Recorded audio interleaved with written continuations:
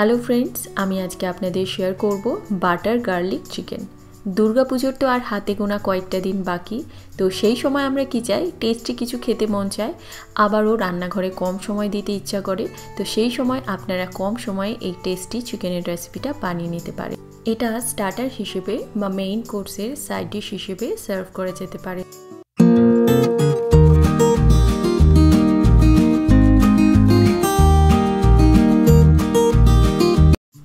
Butter garlic chicken বানানোর জন্য লাগছে বোনলেস চিকেন ব্রেস্ট। এখানে একটা চিকেনের ব্রেস্ট নিয়েছি, মানে 2 পিস, দুটো ভাগ নিয়েছি। আর এই চিকেনের বোনলেস পিসগুলোকে আমি বড় বড়, যেহেতু এগুলোকে কেটে ছোট ছোট কিউব করে কেটে নিচ্ছি। একটু বড় সাইজের কিউব করে কাটতে হবে। তো এই চিকেনটা এরকম বোনলেস চিকেন দিয়ে করলে তাড়াতাড়ি হয়ে যায়, আর একটু ছোট সাইজ করলে আরোই তাড়াতাড়ি হয়ে যায়। আর যদি আপনারা কেউ মনে করেন যে আপনারা বোনলেস চিকেন দিয়ে করতে চান না, বোন শুদ্ধ নিতে চান, সেক্ষেত্রে আপনারা করতে পারেন, কোনো অসুবিধা নেই। পুরো প্রসেসটা বাকি সেমই থাকবে, কিন্তু সেক্ষেত্রে একটু রান্না হতে সময় লাগে। তো এখানে আমি চিকেনগুলোকে খুব ভালো করে ধুয়ে জলটা একদম ভালো করে ছড়িয়ে নিতে হবে। যতটা সম্ভব চিকেনগুলোকে শুকনো রাখার চেষ্টা করতে হবে। এবারে এই চিকেনটাকে আমি ম্যারিনেট করব। তো এই চিকেনগুলো ম্যারিনেট করার জন্য এখানে আমি নুন রেখেছি, পরিমাণ মতন দিয়ে দেব। এবারে আমি এর মধ্যে দিয়ে দিচ্ছি 1/2 টিস্পুন মতন গোলমরিচের গুঁড়ো। বাড়িতে তৈরি করে নেবেন, কালো গোলমরিচের গুঁড়ো ভালো হবে। আর 1 টিস্পুন মতন দিয়ে দেবো আমি গার্লিক পাউডার। গার্লিক পাউডারটা দিলে দেখেছি এর টেস্টটা খুব ভালো আসে। যদি আপনাদের কাছে না থাকে সেক্ষেত্রে অল্প একটু রসুন বাটা ইউজ করবেন। 1/2 পাতিলেবুর রস আমি দিয়ে দিচ্ছি সব দিকে, তাতে করে চিকেনটা সফট হবে আর গন্ধটাও চলে যাবে। আর দিয়ে দেবো সামান্য একটু ময়দা। এই ময়দাটা দিলে এই চিকেনটা অনেক বেশি জুসি থাকে। তো 2 টেবিল স্পুন মতন দিচ্ছি। এবারে এই সমস্ত কিছু খুব ভালো করে আমি মেখে নিয়েছি। আর এই চিকেনটাকে অন্তত মেখে আধ ঘন্টা রেখে দেবেন, তাহলে এই চিকেনটা সফট হবে আর খেতেও খুব ভালো হবে। আমি ঢাকা দিয়ে নর্মাল রুম টেম্পারেচারে রেখে দেবো।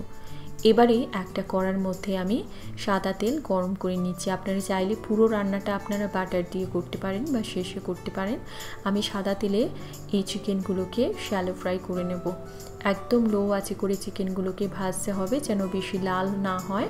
আর যখন একটা সাইড এরকম হালকা একটু সাদা হয়ে আসবে, এই চিকেনটাকে উল্টে দিতে হবে। আর আঁচটাকে সব সময়ের জন্য লো রাখতে হবে, তাহলে চিকেনটা একদম ভেতর থেকে রান্না হবে আর এই চিকেনটা খেতেও ভালো লাগবে।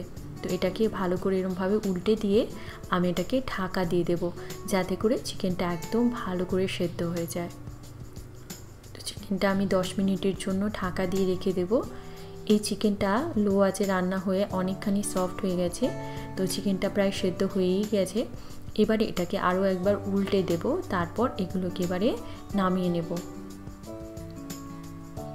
এইভাবে লো আঁচে করে করলে চিকেনটা একদম জুসি থাকবে আর খুব সুন্দরভাবে রান্না হবে, খেতেও ভালো লাগবে।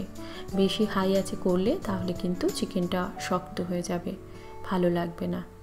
এবারে এই চিকেনগুলোকে নামিয়ে নেওয়ার পর আমি এই প্যানের মধ্যে বেশ খানিকটা বাটার দিচ্ছি, 1 কিউব মতন বাটার দিচ্ছি। তো এটা যেহেতু বাটার গার্লিক চিকেন, সেই জন্য বাটারটা একটু দিতেই হবে। আর আপনারা চাইলে তেলের জায়গায় পুরো রান্নাটা প্রথম থেকে বাটার ইউজ করতে পারেন।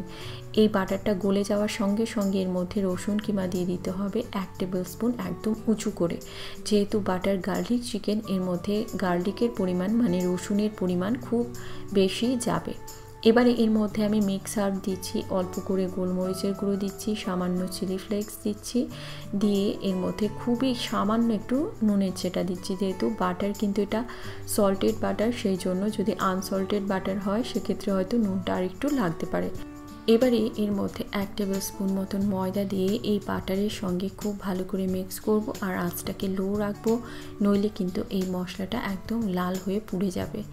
এবার এর মধ্যে আমি ভাজা চিকেনগুলোকে দিয়ে দিচ্ছি। আপনারা চাইলে এই জায়গায় আগে 1/4 কাপ মতন বা 1/2 কাপ মতন জল দিয়ে একটা হালকা গ্রেভি করে তারপর চিকেনগুলো দিতে পারেন, বা মশলার সঙ্গে চিকেনটাকে হালকা একটু সটে করে তারপর এর মধ্যে জল অ্যাড করতে পারেন।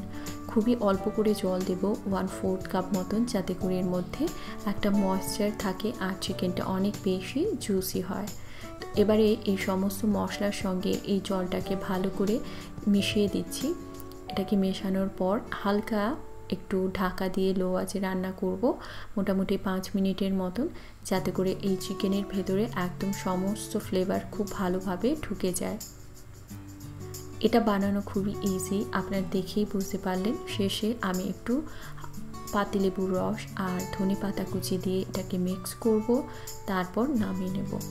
এটা আপনারা স্টার্টার হিসেবে সার্ভ করতে পারেন বা মেইন কোর্সে সাইড ডিশ হিসেবেও সার্ভ করা যেতে পারে। সামনেই দুর্গাপুজো, আপনাদের প্রিয়জনদের বানিয়ে খাওয়াতে পারেন এই জুসি বাটার গার্লিক চিকেন। এটা আপনারা বানিয়ে খাওয়ান, আশা রাখছি সবার ভালো লাগবে। আর পুজোতে আর কি ধরনের রেসিপি দেখতে চান আমাকে অবশ্যই কমেন্ট করে জানাবেন, আমি চেষ্টা করব আপনাদের রেসিপিগুলো শেয়ার করতে। কীরকম লাগলো অবশ্যই জানাবেন, ভালো লাগলে লাইক করুন, শেয়ার করুন, আর এরকম রেসিপি পেতে আমার চ্যানেলটিকে সাবস্ক্রাইব করে পাশে থাকুন। ভালো খান, সুস্থ থাকুন, আবারও আসবো নতুন কোনো রেসিপি নিয়ে।